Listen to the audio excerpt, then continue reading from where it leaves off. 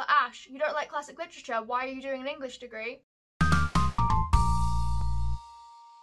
Hi, hello, welcome back to my channel, or if you're new around here, welcome to my channel. My name is Ash and I like to talk about books. What are we doing today? Today I'm going to share with you guys my end of year reading plans. I guess officially, to use the booktube term, this would be an end of year TBR.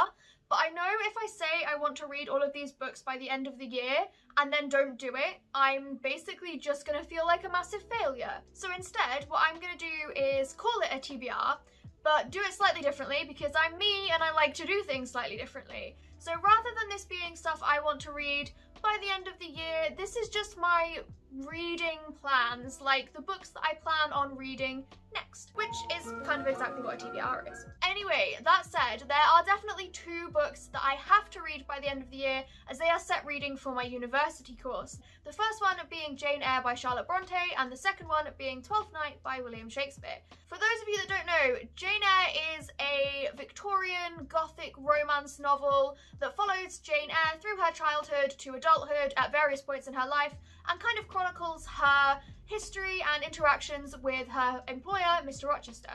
And Twelfth Night is one of Shakespeare's plays. It is a comedy. It follows twins Viola and Sebastian after they are shipwrecked.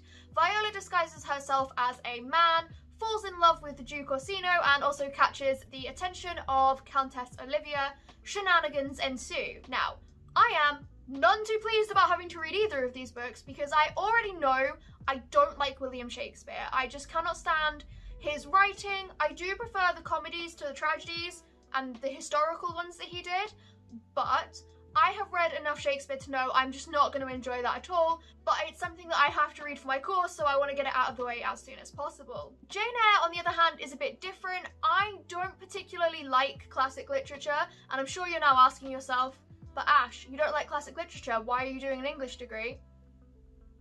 I don't know. I don't have an answer to that, but I didn't realise that Jane Eyre was A, Gothic romance, and B, I genuinely didn't realise that it was written in the first person. A lot of the issues I have with classic literature come from the omniscient narrator just being that little bit too omniscient and that little bit too overly descriptive, and the prose being a bit too heavy.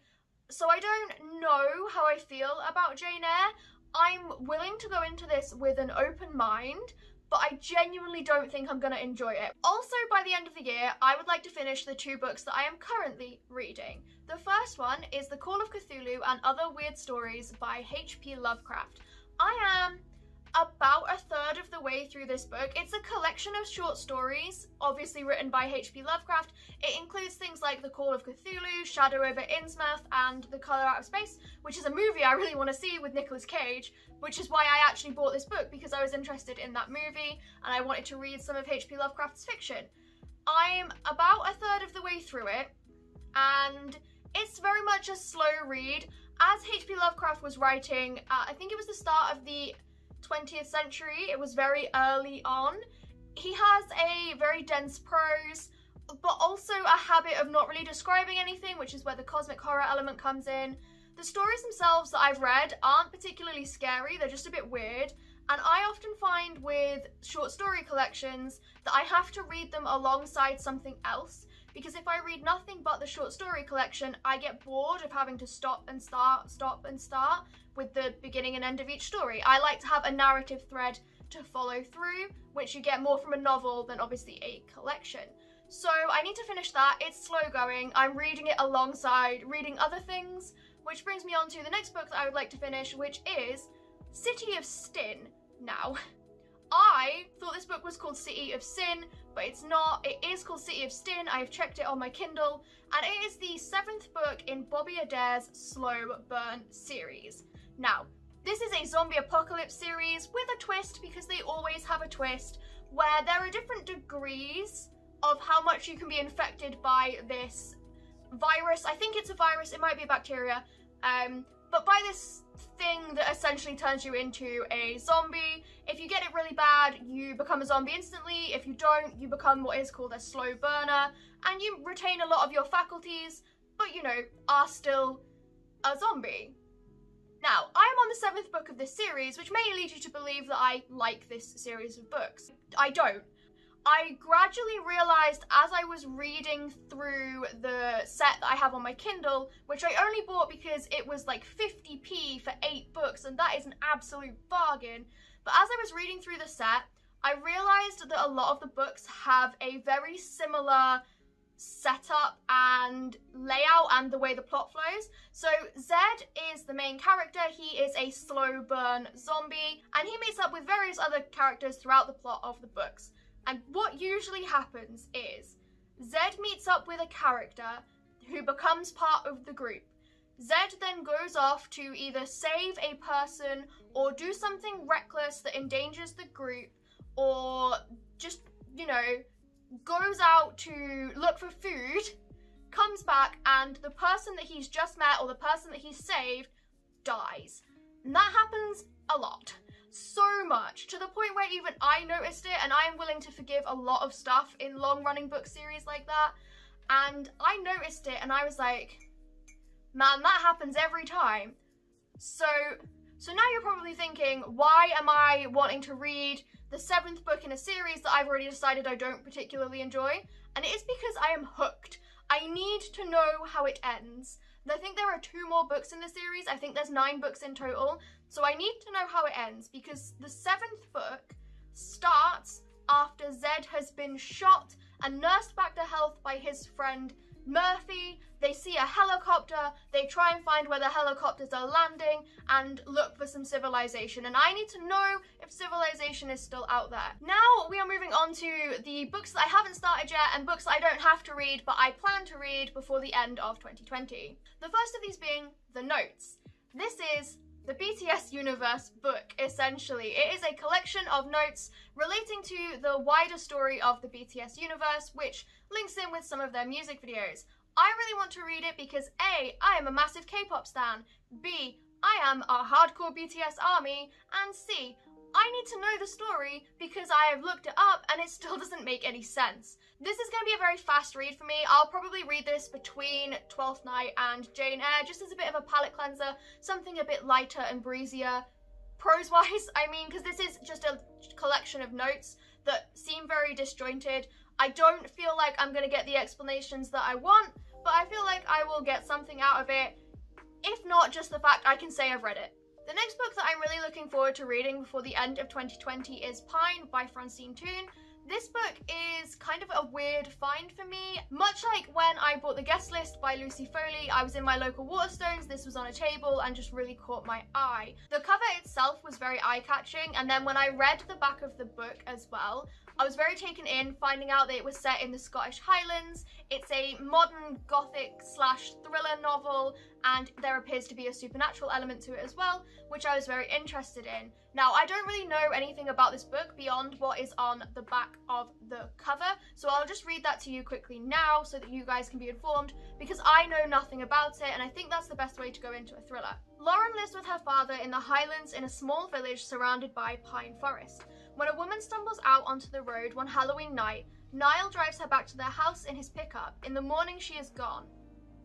Now, there's not a lot of details there, but to me that is very intriguing. It goes on a bit to mention how Lauren's mum disappears, and then another girl in the village disappears, and Lauren consults like her tarot cards to try and find out what's going on, and realizes she doesn't trust anyone. I'm very interested. I feel this is going to be a very fast read for me because it's a thriller and I tend to not be able to put them down. I will literally stay up until 2, 3 in the morning to finish it. However, the last thriller I read, I was actually a little bit disappointed with because it had a very unsatisfying ending. So I hope this one is a bit different and is a bit more satisfying. Next up, we have Things We Say in the Dark by Kirsty Logan.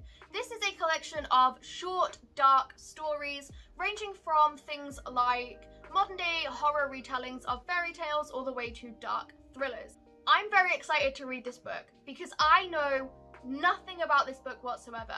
I bought it as part of a game that I sometimes do when I go book shopping, where I will just pick up a random book without really looking at the cover or the back and buy that, and that is what I will read. I do this so that I don't read the same genre all the time and I make sure I experience other genres and other books. I'm very excited for this one because I feel like dark short stories are more interesting to me than, you know, surreal ones or fairy tales or any other collection of short story. I think the focus here is going to be very much on atmosphere rather than a narrative to pull you through. It's the atmosphere that will draw you in. The next book I want to read is Meddling Kids by Edgar Cantero. I've actually got this off my shelf to read you the back because when I picked it up, I obviously thought it was going to be a Scooby-Doo parody based on the cover, but it's actually not. I have to read you the back of the book for you to really understand why I picked this up. So it says, in 1977, the Blyton Summer Detective Club unmasked the elusive Sleepy Lake Monster, another low-life fortune hunter who would have gotten away with it too if it weren't for those meddling kids. So far, so Scooby-Doo. By 1990, the former detectives are haunted by strange, half-remembered events that cannot be explained by a guy in a mask. Andy, the once intrepid tomboy, now wanted in 2 states, wants answers. To find them, she will need Kerry, the former kid genius now drinking her ghosts away in New York, with Tim, an excitable Weimaraner descended from the original canine member of the club. They will also have to get Nate, the horror nerd currently residing in an asylum. Luckily, Nate has not lost contact with Peter, the handsome jock-turned-movie star who was once their leader, which is remarkable considering Peter has been dead for years. Now, when I read that, and my brain immediately went to, this is what Scooby-Doo would be if it was written nowadays for adults instead of for kids, it feels very much like Scooby-Doo crossed with Supernatural. I loved Scooby-Doo as a child, I loved Supernatural as a teenager, so I feel like this is very much right up my alley. I couldn't pin down a genre. It feels like it's probably going to be a thriller slash horror with supernatural elements. But I'm very excited for this. I'm very, very excited for this. And I've realised that I have bought and want to read quite a lot of dark books. At the moment, I'm fine. Please don't worry for me, I'm fine. But I'm very excited to read this as well. This is a bit chunkier than books that I usually read too. This is 440 odd pages, whereas what I usually read is 300. So this might take me a little while, but I'm very, very excited to get into this. But can I just say, let me just balance my cup really dangerously on my bed, that I hate this. It is a sticker that is built into the cover, and I hate it. I want to be able to take the stickers off my covers. Stop doing this. I'd also like to get back into reading manga before the end of this year, so I've chosen to read Downfall by my favourite manga artist, Inio Asano. Downfall follows a down-on-his-luck manga artist who's looking for an idea for his next series, is becoming disillusioned with the industry and also experiencing his marriage falling apart. If it's like the rest of Inio Asano's work, it's going to be very deeply moving, really miserable to read, and also very emotional. I'm very excited because I like to look at his artwork. I think it's really beautiful. I'm really intrigued to see how he handles a story that maybe isn't as surreal. Obviously, I've read Goodnight Pumpkin, which has some very surreal elements. I've read Dead Dead Demons Did a Destruction till about halfway through, and that also has some pretty weird elements because that is an alien invasion in Tokyo. I feel like Downfall might be a bit more grounded. It's definitely a very grown-up story, so I'm looking forward to that. I'm also looking forward to my next choice, but for very different reasons. It's Killing the Dead by Richard Murray. I didn't even realise I had this book. It's on my Kindle, I don't know why, and it is about Ryan, who is a serial killer that finds himself stuck in a zombie apocalypse. This appeals to me because it sounds like the most crack-fic fan fiction idea ever, of just, oh, what would happen if a serial killer suddenly found himself surrounded by dead people that wanted to kill him? It sounds so insane, so I'm very much looking forward to that. I am a bit hesitant though, because I've read some very bad zombie fiction in my time. And the reason why it usually ends up being bad zombie fiction is they try too hard to make it not an apocalypse story or not a zombie apocalypse story specifically. So I'm very much intrigued to see how they handle a serial killer in a zombie apocalypse. I feel it's going to be a bit more focused on Ryan, the main character, rather than the general apocalypse at large. It's going to give it an interesting flavour rather than humanity were the bad guys all along, because the main character is one of the bad guys of humanity. And finally, the last book that I would like to read before the end of 2020 is Moon Over Soho by Ben Aranovich. I actually read the first book in the series in under 24 hours a couple of days ago because I was enjoying it so much I literally couldn't put it down. And I'm really looking forward to reading the next book in the series because I like Ben Aranovich's writing style. It's the kind of urban fantasy that I really enjoy, where it feels very natural, it feels like the fantasy elements are supposed to be there instead of being forced in, and it actually reminded me a lot of Neil Gaiman's Neverwhere. So I'm very much looking forward to seeing how Moon Over Soho continues the story, whether it keeps that level of humour and lightness throughout.